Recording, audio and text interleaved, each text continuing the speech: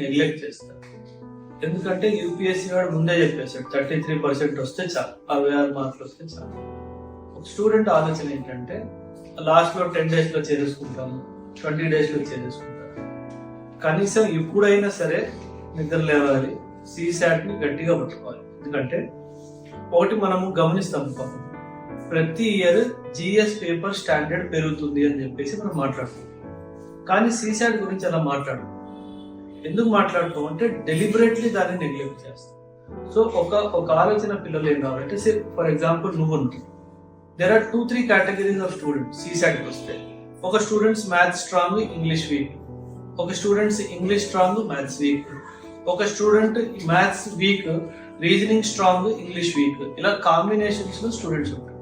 For example నువ్వు English strong అంటుంది. For example నువ్వు ఇంగ్లీష్ స్ట్రాంగ్ అంటే నువ్వు పేపర్ రాయడం ఎప్పుడైనా సరే కాంప్రిహెన్షన్ కూడా స్టార్ట్ చేయాలి. అండ్ ఎంత తొందర అయితే వీలైతే అంత తొందర కాంప్రిహెన్షన్ ని కంప్లీట్ చేయడానికి ట్రై చేయాలి. 2 hours లో 45 to 50 minutes లోపే రీడింగ్ కాంప్రిహెన్షన్ కంప్లీట్ అయిపోవాలి. సో 1 hour 10 minutes కానీ 1 hour 15 minutes కానీ maths, quant, reasoning 26 to 27 questions reasoning లో వస్తాయి. నువ్వు 20 కరెక్ట్ చేయగలిగావు అన్నావు, 20 రాసే 20 కరెక్ట్ ఉన్నాయి. ప్రతి క్వశ్చన్ కి 2.5 మార్కులు. సో 20 into 2.5 ఎన్ని వచ్చేసాయి? 50 మార్కులు వచ్చేసాయి. ఇంకా 16 మార్కులు రావాలి, పాస్ అవ్వాలి కరెక్ట్ గా. సో నీ స్ట్రాటజీ ఏమి ఉండాలంటే 16 మార్కులు అంటే కనీసం ఒక 10 క్వశ్చన్లు అనుకుందాం. ఈ 3 డైమెన్షన్ నుంచి 10 క్వశ్చన్స్ కరెక్ట్ చేయాలని ట్రై చేయాలి. ఎందులో? క్వాంట్ లో, రీజనింగ్ లో, బేసిక్ మ్యాథమెటిక్స్. సో నీ అప్రోచ్ టు CSAT పేపర్ వచ్చేసి నీ స్ట్రెంగ్త్ అండ్ వీక్నెస్ బట్టి ఉండాలి. ఒకవేళ నీ ఇంగ్లీష్ తర్వాత రీజనింగ్ నీ స్ట్రాంగ్ అనుకో, నెక్స్ట్ ఇమీడియట్లీ రీజనింగ్. ఈ మధ్య CSAT చాలా తెలివిగా కాంబినేషన్ లో కూడా ఇస్తుంది. కాంబినేషన్ లో ఇస్తున్నాడు అంటే అక్కడ యూపీఎస్సీ ఏం చేస్తున్నారు, నీ టైం ని కిల్ చేయడానికి ట్రై చేస్తారు. సో నువ్వేం చేయాలంటే, ఓకే ఇక్కడ వీడు నా టైం కిల్ చేయడానికి చేస్తున్నాడు, ఇలా క్వశ్చన్ ఇచ్చి స్కిప్ చేయాలి, నెక్స్ట్ క్వశ్చన్ వెళ్ళిపో. ఇంకోటి కోర్ ఏరియాస్ కనుక్కో.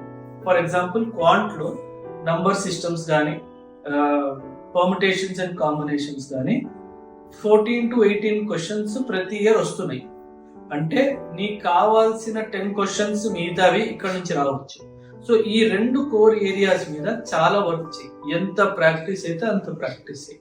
నువ్వు అన్న ఒక మాట, సార్ క్లాస్ విన్నంత వరకు, ఆ లెక్చర్ చూసినంత వరకు కాన్ఫిడెన్స్ గా ఉంటుంది, తర్వాత ఉండట్లేదు అంటే somewhere you are not able to carry forward the concept. నువ్వు ఓన్లీ ప్రాసెస్ మీద కాన్సన్ట్రేట్ చేస్తున్నావు కానీ కాన్సెప్ట్ మీద వదిలేస్తావు. సో కాన్సెప్ట్ మీద వర్క్ చేయడం స్టార్ట్ చేయి. అలాగే రీజనింగ్ లో ఆల్ఫాబెట్ సిరీస్ కానీ, నీ డైరెక్షన్స్ బేస్డ్ క్వశ్చన్స్ కానీ అవి ఈజీగా ఉంటాయి. సో కనీసం 3 to 4 క్వశ్చన్స్ ఆ రీజనింగ్ నుంచి కూడా నువ్వు క్యాప్చర్ చేయడానికి ట్రై చేయాలి. అప్పుడే నీకు 75 to 80 మార్క్స్ CSAT లో వస్తాయి. ఫర్ ఎగ్జాంపుల్ నువ్వు మ్యాథ్స్ స్ట్రాంగ్, రీజనింగ్ వీక్ అనుకో. ఈ రీజనింగ్ వీక్ ఉన్న స్టూడెంట్స్ ఏం చేయాలంటే, ఇప్పుడు 60 days ఉంది కదా, ఈ రోజు నుంచి 15 June వరకు ఎవ్రీ డే ఎడిటోరియల్ మిస్ అవ్వకుండా చదవాలి. ఒక 1 hour అయినా ఎడిటోరియల్ ఇచ్చి, ఒక కనీసం 100 lines ఉంటుందో ఎడిటోరియల్, ఆ 100 lines ఎడిటోరియల్ ని 2-3 lines లో కన్సైజ్ చేసి రాయాలి. అంటే ప్రెస్సీ రైటింగ్ లాగా రాయడం ట్రై చేయాలి. దానివల్ల ఏమవుతుందంటే your capacity to read a paragraph will drastically improve. అది నీకు యూపీఎస్సీ రీడింగ్ కాంప్రిహెన్షన్ లో ఇమ్మెన్స్ హెల్ప్ఫుల్ గా ఉంటుంది. సో ఈ స్ట్రాటజీ నువ్వు ఫాలో చేయాలి. నీ స్ట్రెంగ్త్ ఏంటి, నీ వీక్నెస్ ఏంటి, మ్యాథ్స్, క్వాంట్, రీజనింగ్ వీక్ అయితే ఎలా చేయాలి, నేను చెప్పినట్టు రిపీటెడ్ గా రివిజన్ చేయాలి. ఐడెంటిఫై చేయి ఏ క్వశ్చన్ నేను ట్రిక్ చేస్తుందో, దాన్ని స్కిప్ చేసి ముందుకెళ్ళి. యూపీఎస్సీలో పేపర్ టు 66 మార్కులు. 66 అంటే ఎంత? ఓ 25 నుంచి 28 క్వశ్చన్లు కరెక్ట్ గా ఉండాలి, అంతే కదా. ఈ 28 క్వశ్చన్లు కరెక్ట్ గా ఇంగ్లీష్ నుంచి వస్తుందా, రీజనింగ్ నుంచి వస్తుందా, క్వాంట్ నుంచి వస్తుందా, మ్యాథ్స్ నుంచి వస్తుందా అన్నది నువ్వు చూసు.